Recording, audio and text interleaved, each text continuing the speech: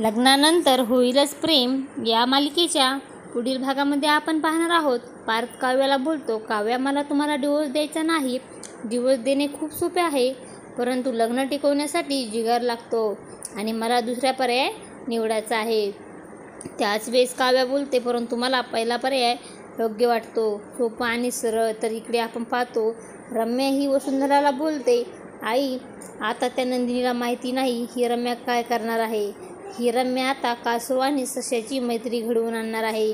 त्यानंतर आपण पाहतो नाश्त्यासाठी नंदिनी आणि पार्थ एकत्र येतात आणि नंदिनी पार्थला बोलते, पार्थ मी आज जीवाला तुम्हाला घटस्फोट हवा आहे का असे स्पष्ट विचारले.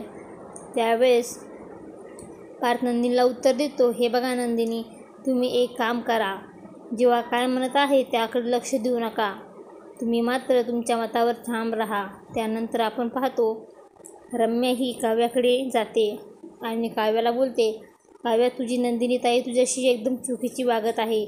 आणि सर्वात कहर तर त्यावेळेस झाला ज्यावेळेस तिने घरामध्ये सर्वांच्या समोर तुझ्यावर हात उचलला. आणि अशा प्रकारे रम्या ही काव्याच्या मनामध्ये नंदिनीविषयी विष पसरू लागते.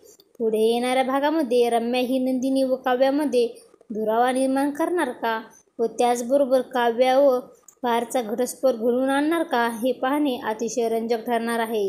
लग्नानंतर होईलच की प्रेम या मालिकेचे सर्व अपडेट्स पाहण्यासाठी आमच्या चॅनलला लाईक करा, शेअर करा आणि सबस्क्राईब करायला विसरू नका. धन्यवाद.